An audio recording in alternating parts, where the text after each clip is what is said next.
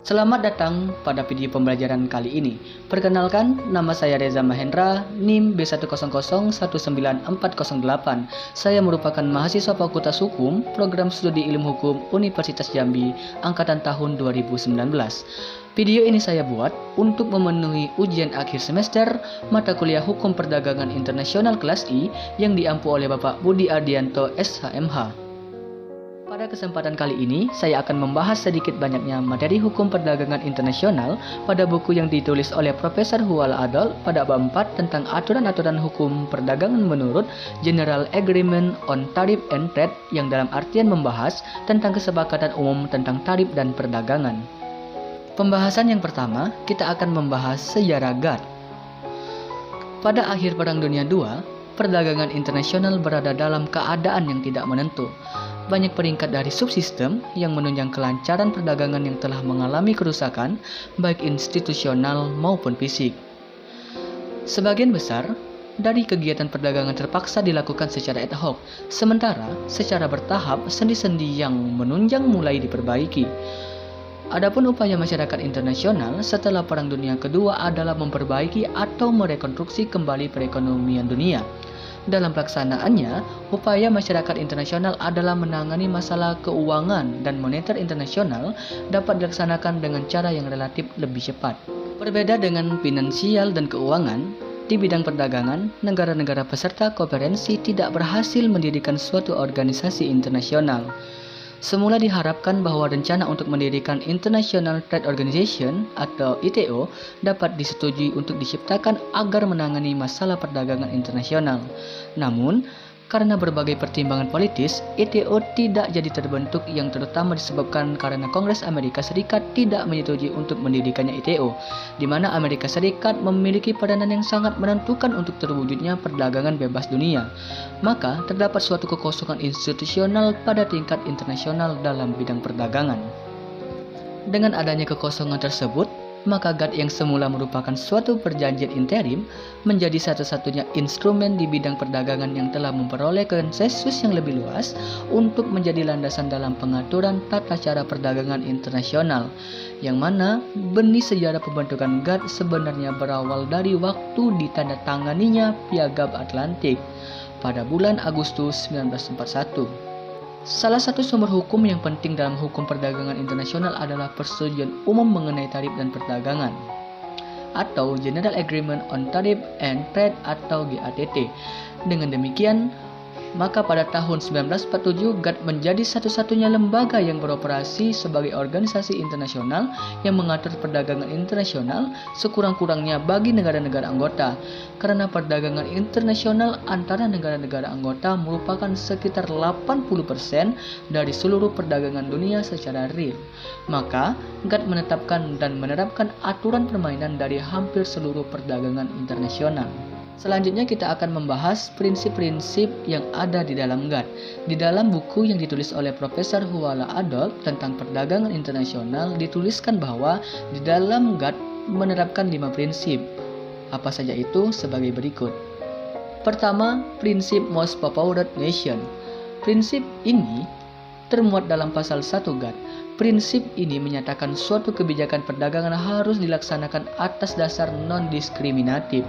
Menurut prinsip ini juga, semua negara anggota terikat untuk memberikan negara-negara lainnya perlakuan yang sama dalam pelaksanaan kebijakan ekspor dan impor serta yang menyangkut biaya-biaya yang lainnya. Perlakuan yang sama tersebut harus dijalankan dengan segera dan tanpa syarat terhadap produk yang berasal atau yang diajukan kepada semua anggota GATT. Oleh karena itu, suatu negara tidak boleh memberikan perlakuan istimewa kepada negara lainnya atau memberlakukan tindakan diskriminasi terhadapnya. Prinsip ini tampak dalam pasal 4 perjanjian yang terkait dengan hak kekayaan intelektual dan tercantum pula dalam pasal 2 perjanjian mengenai jasa. Pendek kata, semua negara harus diperlakukan atas dasar yang sama dan semua negara menikmati keuntungan dari suatu kebijaksanaan perdagangan. Namun demikian, dalam pelaksanaannya prinsip ini mendapat pengecualian-pengecualian lainnya, khususnya menyangkut kepentingan negara yang sedang berkembang. Kedua, prinsip national treatment. Prinsip ini terdapat dalam pasal 3 GATT. Menurut prinsip ini, produk dari suatu negara yang diimpor ke dalam suatu negara harus diperlakukan sama seperti halnya produk dalam negeri. Prinsip ini sifatnya berlaku luas. Prinsip ini juga berlaku terhadap semua macam pajak dan pungutan-pungutan lainnya.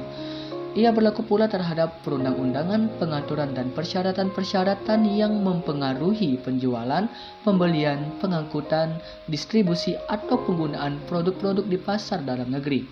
Prinsip ini juga memberikan perlindungan terhadap GATT sebagai akibat atau upaya-upaya kebijakan administrasi atau legislatif. Prinsip national treatment ini dan prinsip MPN merupakan prinsip sentral dibandingkan dengan prinsip-prinsip lainnya dalam GATT. Kedua, ini menjadi prinsip pada pengaturan bidang-bidang perdagangan yang kelak lahir dalam putaran Uruguay. Misalnya, prinsip ini tercantum dalam pasal 3 Perjanjian TRIPS.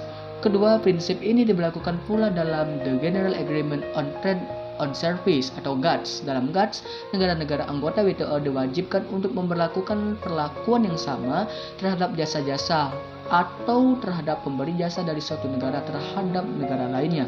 Meskipun demikian, perjanjian WTO memperbolehkan suatu negara yang untuk meminta pembebasan dari penerapan kewajiban MPN ini yang mencakup upaya-upaya tertentu yang pada mulanya tidak dapat menawarkan perlakuan demikian. Untuk maksud tersebut, ketika suatu negara meminta suatu pembebasan dari penerapan kewajiban MPN, permintaan tersebut akan ditinjau setiap 5 tahun. Pembebasan dari kewajiban MPN hanya boleh dilakukan untuk jangka waktu 10 tahun. Prinsip national treatment ini merupakan suatu kewajiban dalam GATS yang mana negara-negara secara eksplisit harus menerapkan prinsip-prinsip ini terhadap jasa-jasa atau kegiatan jasa lainnya. Oleh karena itu, prinsip national treatment atau perlakuan nasional ini pada umumnya hasil dari negosiasi atau perundingan di antara negara anggota. Ketiga adalah prinsip larangan restriksi. Ini merupakan rintangan terbesar terhadap GATT. Restriksi kuantitatif terhadap ekspor dan impor dalam bentuk apapun, misalnya dalam pembebasan kuota impor atau ekspor, lisensi ekspor atau impor, pengawasan pembayaran ekspor atau impor, pada umumnya dilarang. Hal ini disebabkan karena praktek demikian mengganggu praktek perdagangan yang normal. Restriksi kuantitatif dewasa ini tidak begitu meluas di negara maju, namun demikian tekstil, logam, dan beberapa produk-produk tertentu yang kebanyakan berasal dari negara-negara yang sedang berkembang masih acap kali terkena rintangan ini. Namun demikian, dalam pelaksanaannya hal tersebut dapat dilakukan dalam hal pertama untuk mencegah terkurasnya produk-produk esensial di negara pengekspor, kedua melindungi pasar dalam negeri khususnya yang menyangkut produk pertanian dan perikanan, ketiga untuk mengamankan berdasarkan escape clause, meningkatkan impor yang berlebihan di dalam negeri sebagai upaya untuk melindungi misalnya terancamnya produksi dalam negeri, keempat untuk melindungi neraca pembayaran, dan yang keempat adalah prinsip perlindungan melalui tarif. Pada prinsipnya, GATT hanya memperkenankan tindakan proteksi terhadap industri domestik melalui tarif dan tidak melalui upaya perdagangan lainnya. Pelindungan melalui tarif ini menunjukkan dengan jelas tingkat pelindungan yang diberikan dan masih memungkinkan adanya kompetisi yang sehat. Sebagai kebijakan untuk mengatur masuknya barang ekspor dari luar negeri, penggunaan tarif ini masih diperbolehkan dalam GATT. Negara-negara GATT umumnya banyak menggunakan cara ini untuk melindungi industri dalam negerinya dan juga untuk menarik pemasukan untuk negara yang bersangkutan. Meskipun diperbolehkan, penggunaan tarif ini tetap tunduk pada ketentuan GATT.